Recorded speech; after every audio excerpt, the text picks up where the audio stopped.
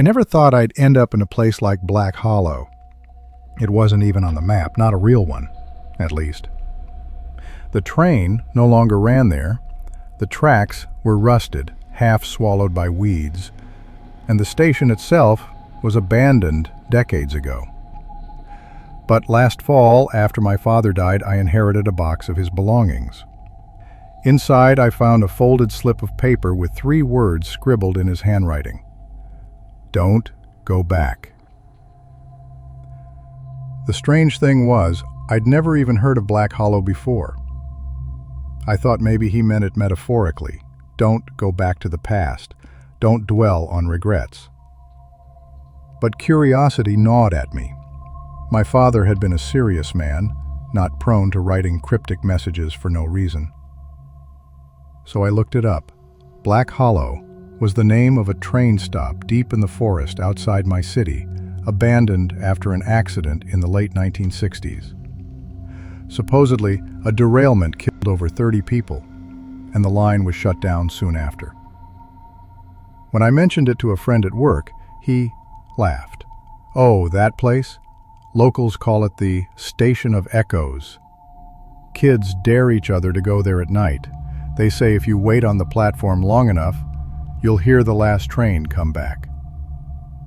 I should have left it alone. I should have taken my father's warning seriously. But something about those words, "Don't go back," felt less like a warning and more like a challenge. So one Saturday afternoon, I packed a flashlight, some water, and a camera, and I drove out into the woods. The road leading there was nearly impossible to drive. My car's tires crunched over gravel, then mud, then roots. Finally, I parked and continued on foot, following what was left of the tracks. The forest was silent. No birds, no wind, nothing. Just the crunch of my boots on the old iron rails. When I finally saw the station, my stomach dropped. It was smaller than I expected, just a squat building of rotting wood and broken glass. The platform stretched along the tracks, its roof caved in on one side. A faded sign still clung to the wall, Black Hollow. I stood there for a while, just listening. The place had a pressure to it, like the air was heavier. My flashlight beam cut through dust and cobwebs as I stepped inside the building. The waiting room was intact but vandalized. Graffiti covered the walls. Benches were overturned. A shattered timetable board leaned against the far wall. But what caught my attention was the smell. It wasn't just mildew or rot. It was something sweeter, more metallic, like blood. The deeper I went, the stranger it got. My flashlight flickered once, twice, before steadying. The beam landed on a door at the back of the room, half hidden behind a fallen board. Unlike the other doors, this one wasn't broken or rusted. It was locked, faint, distant, but unmistakable. The low, drawn-out cry of a train whistle echoing through the trees. I froze. There hadn't been trains on this line in 50 years. Then came the sound of metal wheels on tracks, faint, but growing louder. I backed up onto the platform, shining my light down the rails. The forest swallowed the beam, but I swear I saw something, lights in the distance, glowing faintly like lanterns moving between the trees. But when I blinked, they were gone. By now, I should have left. I should have run back to my car and never looked back. But something rooted me there, something more than curiosity. It was like the air itself pressed me to stay.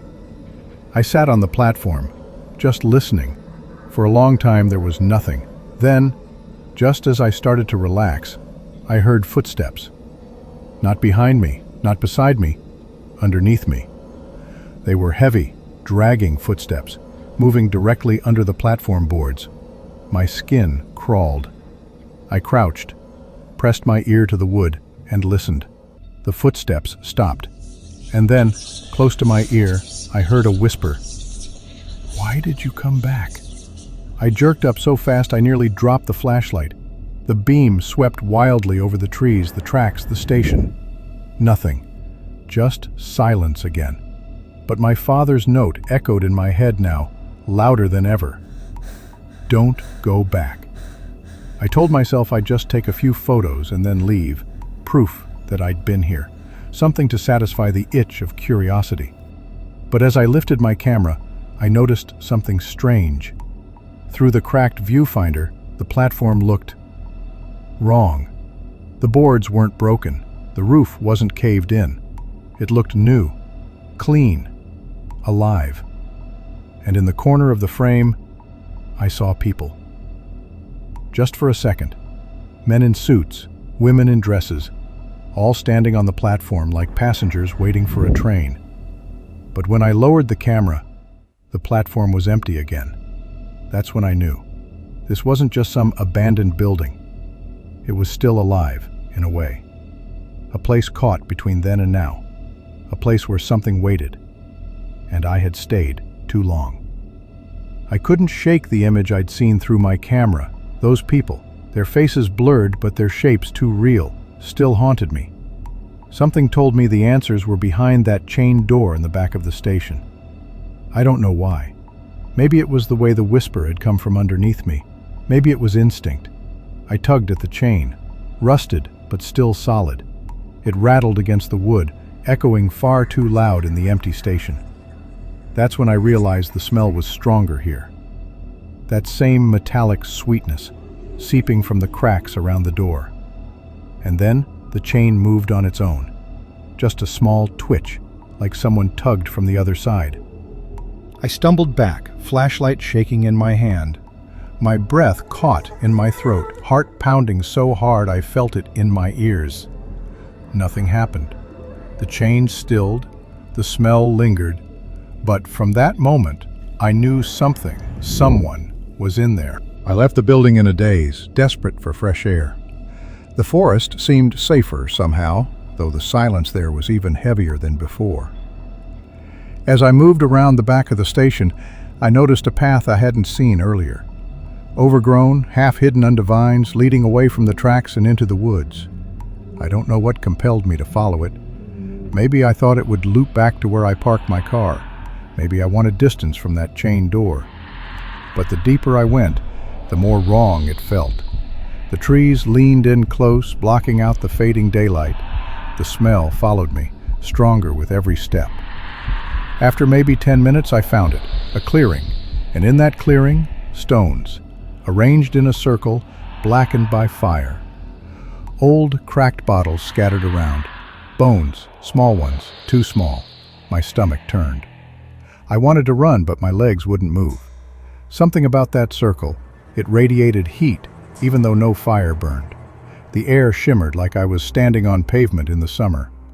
And then I heard it again, the whistle. Louder this time, closer.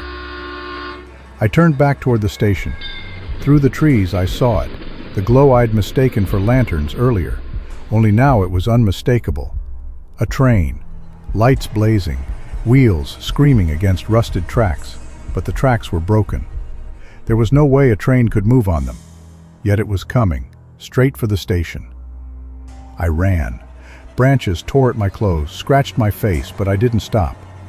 When I stumbled back onto the platform, the lights were brighter, the sound deafening. And then I saw them, the passengers again. Not through my camera this time, with my own eyes. Dozens of them, standing shoulder to shoulder on the platform. Faces pale, eyes empty, clothes stained with blood. They weren't waiting for the train. They were staring at me, every single one of them. I backed toward the building, heart hammering, and just as the light of the phantom train blazed across the tracks, the chain door behind me slammed open. The sound echoed like a gunshot, and from the darkness inside, something stepped out. At first, I thought it was a man, tall, broad-shouldered, wearing what looked like a uniform. His face was hidden under the shadow of a peaked cap, but then he lifted his head, and where his eyes should have been were two burning coals, glowing red. His mouth stretched into a grin too wide, teeth jagged and sharp.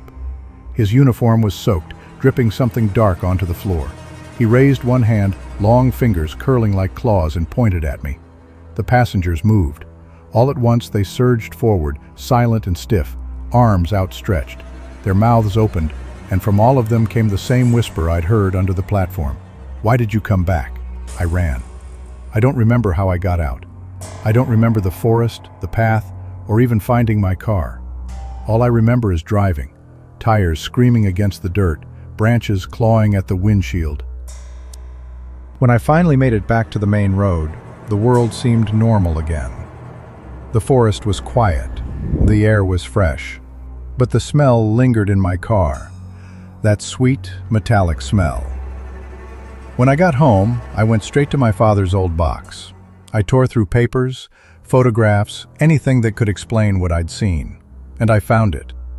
A black and white photo tucked inside an envelope. My father, younger, standing on a platform. Behind him, the sign read, "Black Hollow," and next to him, hand resting on his shoulder, was a tall man in a conductor's uniform. The same one I'd seen. The same burning eyes, the same impossible grin. On the back of the photo, in my father's handwriting, were 3 words: "Don't go back." Since that night, I've tried to forget.